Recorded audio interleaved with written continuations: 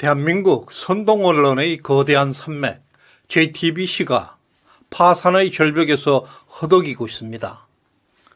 신용 등급 트리플 B의 공포, 3년간 이어진 적자, 그리고 5천억이 넘는 누적 적자, JTBC의 힘겨운 몰락이 계속되고 있습니다. 사기 탄핵의 업보가 부메랑으로 돌아온 모습입니다. 이와 같은 공포의 끝자락에 몸부림치고 있는 모습은 왜곡, 선동, 거짓의 극단적 종말을 보고 있습니다. 안녕하세요. 6월 4일 일요일입니다. 지난 4월에 저는 미국 CNN의 시청률 하락과 그에 따른 경영위기, CNN의 추락을 살펴보았습니다. 오늘은 한국 JTBC의 위기, 업보에 대해서 알아보겠습니다. CNN은 시청률이 대폭 하락한 결과 일일 평균 시청자 수가 30만 명 이하로 떨어졌고 경쟁사 폭스뉴스의 7분의 1 수준으로 추락하고 있습니다. 이런 충격적인 하락세는 1년 만에 시청자 90%가 감소한 것을 의미합니다. 이로 인해서 CNN은 유명 앵커들을 대량 해고하고 프로그램을 축소하고 심지어 수천 명의 직원들까지 해고했습니다.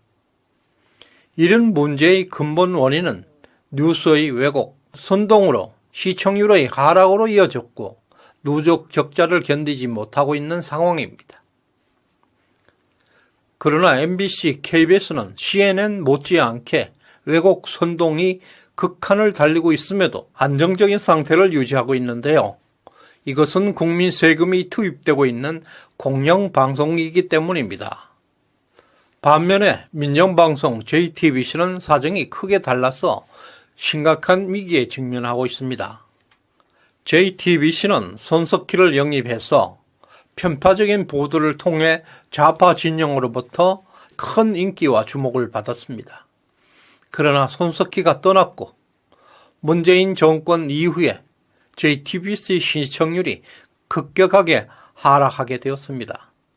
JTBC 시청률은 5%에서 1% 이하로 추락했고 80% 이상의 시청자가 이탈했습니다. 급기야는 2021년 12월에는 시청률이 0.9%대로 추락했고 현재는 0%대에 머물러 있습니다.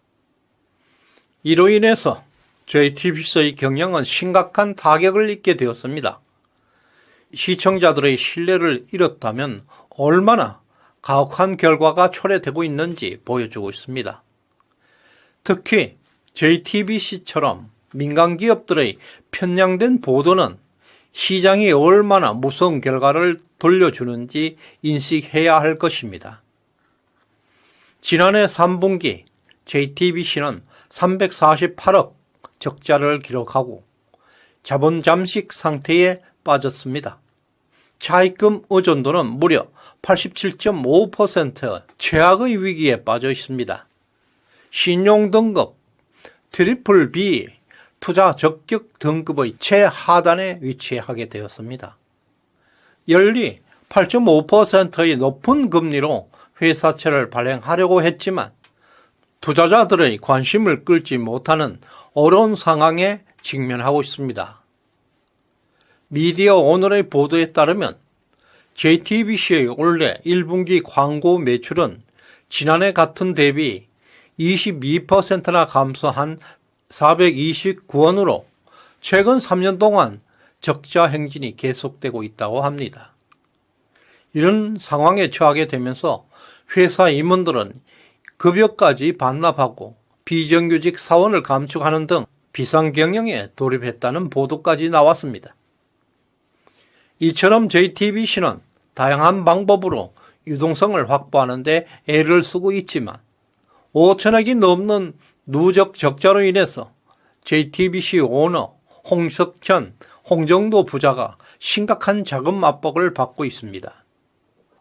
이에 따라서 JTBC의 매각설이 솔솔 나오고 있습니다. 2017년 박근혜 대통령 탄핵 사건 당시 JTBC 뉴스 손석희의 선동 방송은 무려 40%가 넘는 역대 최고의 시청률을 기록하기도 했습니다. 이 당시 JTBC는 엄청난 수익을 올렸고 손석희는 대한민국 최고 방송인으로 인정받기도 했습니다. 그러나 딱 거기까지였습니다. 문재인 3년차 JTBC 시청률은 1%로 곤두박질을 치게 되었고 이는 미국 폭스뉴스의 7분의 1 수준으로 시청률이 폭락해버린 CNN 상황과 매우 유사합니다. 그리고 홍석천 일가는 언론사를 개인적 이익 창출을 위한 도구로 활용했다는 비판까지 받고 있습니다. 중앙일보와 JTBC에는 모기업이 없습니다. 홍석천 일가가 운영하는 주된 사업은 부동산 관리나 개인 재산을 관리하는 가족회사밖에 없습니다. 따라서 중앙일보, JTBC라는 언론사가 최대의 수익원이 되었습니다. 손석희를 영입하면서 방송을 무리하게 수익화하려는 것이 역효과를 불러왔습니다. 특히 손석희는 이념 투정에만 몰두하다가 개인적 명성만 챙기고 떠나버렸고 이로 인해서 JTBC는 좌파 방송이라는 이미지만 남겼습니다. 신뢰성이 무너지면서 수익성은 한없이 추락하게 되었습니다. 홍석천 일가는 현재 최대 위기에 직면해 있는데요. 사기 탄핵을 주도하고 국가를 중대한 위기로 몰아간 업보에 대한 대가가 치러지고 있다는 지적도 많이 나오고 있습니다. 거짓 선동을 기반으로 올라간 정상의 지위는 오래가지 못한다는 것을 교훈으로 남겨주고 있습니다. 또 한 가지 불편한 진실은 있습니다. JTBC의 추락과는 반대로 MBC가 부상하고 있습니다. 대한민국 최악의 선동 구라방송이 최근 성장하고 있다는 사실에 대다수 국민들은 불편해하고 불쾌할 것입니다. 하지만 크게 걱정할 사안은 아닌 것입니다. MBC 시청률이 상승하는 그 실상에는 JTBC 몰락이 있습니다. JTBC에 있던 좌파들이 MBC로 이동하는 현상입니다. 시청률은 제로섬 게임이기 때문에 JTBC 불행은 MBC에게는 행운으로 나타나고 있습니다. 한상혁 방통위 조직원들의 무더기 구속과 JTBC 파산 위기를 볼 때 왜곡, 선동, 편향 방송은 오래가지 못한다는 것을 알 수 있습니다.